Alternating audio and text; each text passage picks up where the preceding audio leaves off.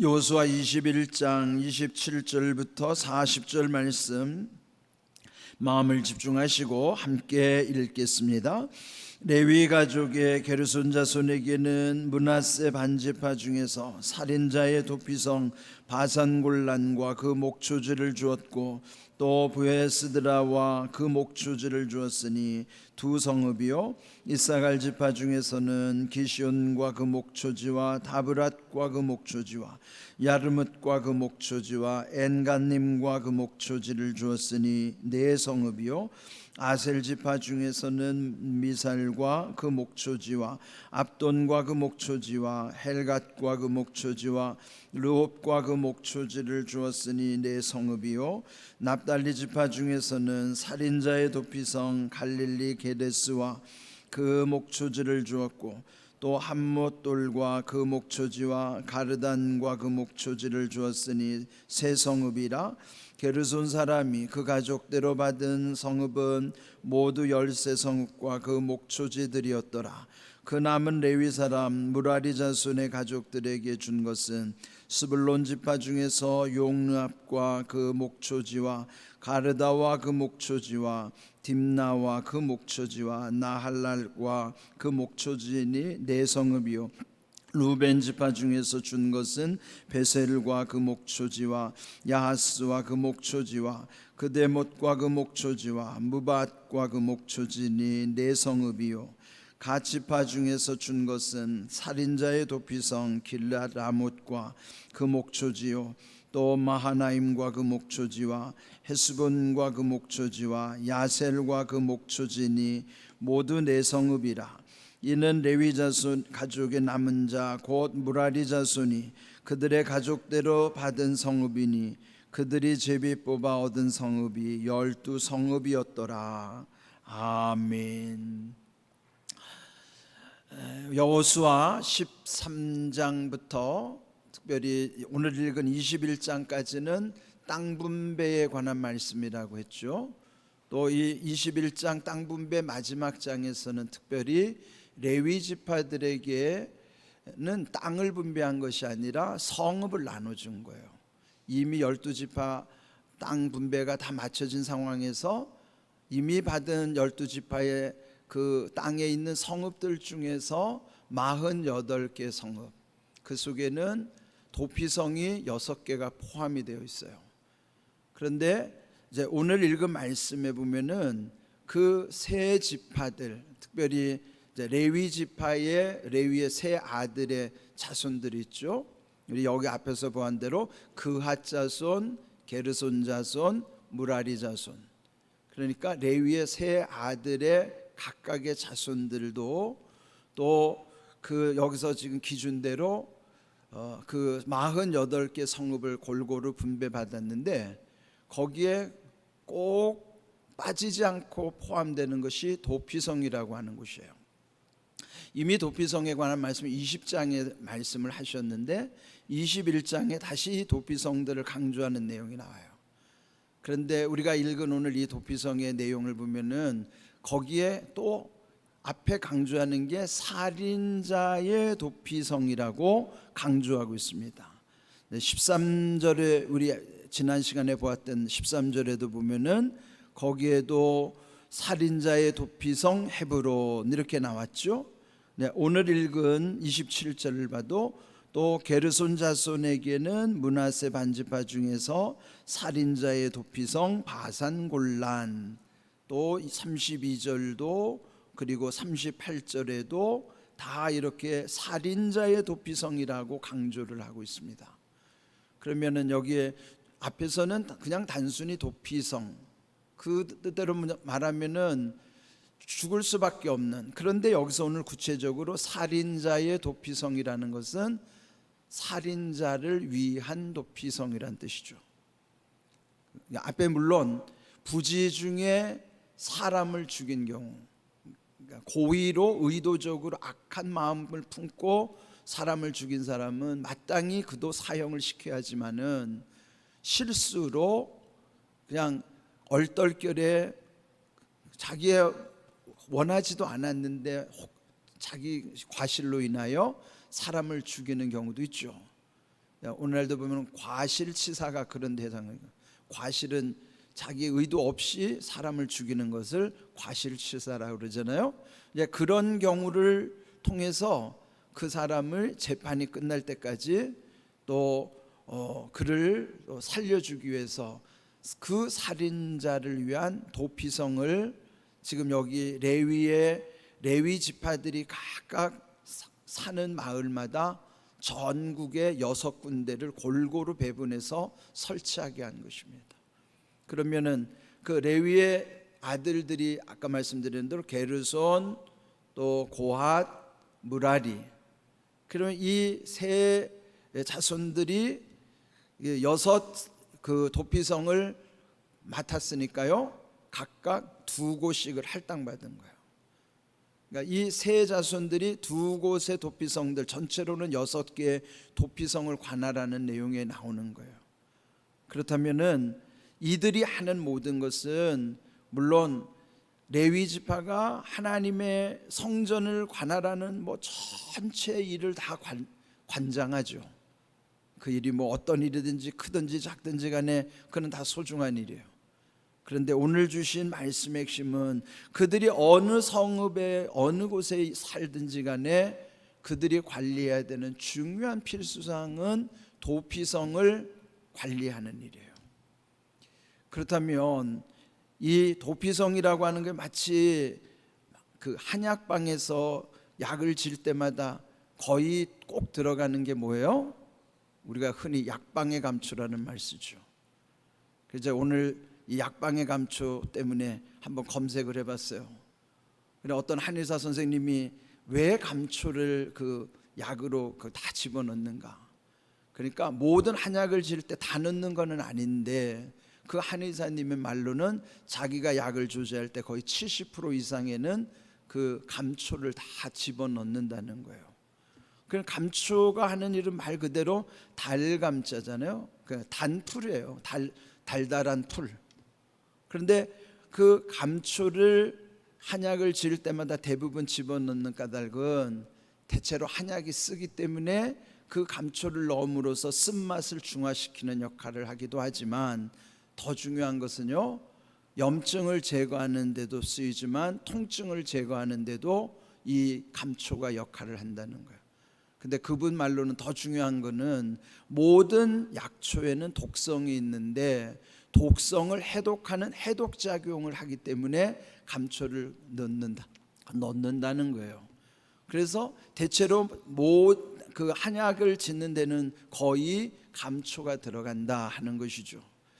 제가 그 생각을 하면서 성도가 세상에 감초 역할을 해야 되겠구나. 성도도 세상 속에서 이렇게 쓴 곳에 단맛을 더해주고 또 이렇게 통증을 느끼는 곳에 또 이런 또 감초의 역할, 무엇보다도 독성 있는 사회에 해독하는 작용. 그런데 오늘 우리 이 본문에도 보면은 도피성이라는 것이 레위 지파 모두에게 해당하는 것이고 그들이 마땅히 감당해야 될 약방의 감초와 같은 역할을 해야만 한다고 하는 것이죠. 그렇다면은 여기 왜 살인자의 도피성이라는 걸 계속 강조했는가? 도피성이라는 가장 중요한 의미는요, 죽을 수밖에 없는 사람을 그곳에서 살려주는 역할을 하는 거예요. 영적으로 보면은 예수님이 우리를 살려주시는 의미죠. 그러면은 이 도피성은 완전하신 도피성으로 오실 예수 그리스도를 상징적으로 보여주는 곳이기도 해요. 오늘 교회가 도피성의 기능을 해야 된다고요. 살리는 곳이어야 된다. 그런데 물론 교회가 해야 되는 선한 일들이 많죠. 구제도 해야 되고 무슨 일도 여러 가지 봉사도 해야 되고 사회에 섬기는 일도 해야 되지만은 그러나 마치 약방의 감초처럼 반드시 기능해야 되는 것이 도피성의 기능이에요. 그는 죽을 수밖에 없는 사람들이 이곳에 와서 살아나는 은혜를 경험하도록 하는 거예요. 예수님을 만날 수 있도록 그들이 도피성이신 예수님 안으로 들어올 수 있도록 하는 거예요. 교회는 예수님이 주인이신 곳, 교회에 들어오면 예수님을 만나서 예수님 안에서 죽을 수밖에 없는 사람들이 살아나는 그런 놀라운 은혜를 경험하는 곳이란 말이에요. 그런데 우리가 생각할 때 보면은 내가 뭐 사람을 죽이기를 했어, 내가 뭘 살아나, 이렇게 생각하죠. 그는 잘못된 것을 성경을 통해서 우리는 다시 깨달아야 됩니다. 요한일서 3장 15절 말씀 우리 함께 읽어봅니다. 그 형제를 미워하는 자마다 살인하는 자니 살인하는 자마다 영생이 그 속에 거하지 아니하는 것을 너희가 아는 바라. 아멘.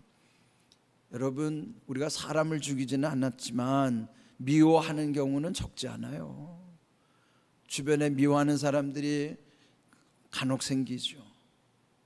그런데 성경은요, 미워하는 것과 살인하는 것을 같이 취급하는 거예요. 엄격한 거죠. 하나님의 눈으로 볼 때는 우리가 형제를 미워하는 것을 우리는 별로 그렇게 심각하게 생각하지 않아요. 그건 뭐 미워하는 거 당연한 것 같이 여겨지지만 이게 당연한 게 아니에요. 여기서 미워한다는 건 잠깐 미워하는 감정이 아니라 정말 증오할 정도로 미워하는 감정을 말하는 거예요. 그거는 결국 그를 죽이는 것과 같은 살인, 그게 살인과 똑같다는 거예요. 그렇게 보면은 우리도요, 비록 사람을 죽이진 않았지만 사람을 미워하는 가운데 하나님의 눈으로 볼 때는 나도 살인자와 별반 다르지 않은 삶을 살아간단 말이에요. 그래서 우리에게는 도피성이신 예수님이 필요한 거예요. 예수님 안으로 들어와야 된다고요. 우리가 이따금 살다가 그런 어떤 미움의 감정으로 견디기 힘들 때 도피성이신 예수님 안으로 들어와야 그 문제가 해결되는 거예요. 내가 살아나는 거예요. 그걸 죽이고 싶은 마음이 있는 그도 살아나게 하는 거예요. 이렇게 살아가는, 하나님을 알지 못하는 세상에는 그런 사람들은 무수히 많아요. 교회 안에도 있는데 교회 밖에는 얼마나 많겠어요. 그런데 그런 사람들이 이 문제는 본인이 해결할 수도 없고요, 병원에서도 해결해 줄 수가 없어요. 오직 이 문제는 도피성의 원조이신 예수님 안으로 들어와야만 이 문제는 해결될 수 있어요. 그걸 그대로 방치하면 우리는 죽을 수밖에 없는 죄인들이에요. 그럼 결국 심판 때 하나님 앞에 그건 다 드러날 수밖에 없는 일이에요. 그렇다면 우리가 지금 이런 문제를 심각하게 여기고요, 도피성이신 예수님 안으로 들어와야 된단 말이에요.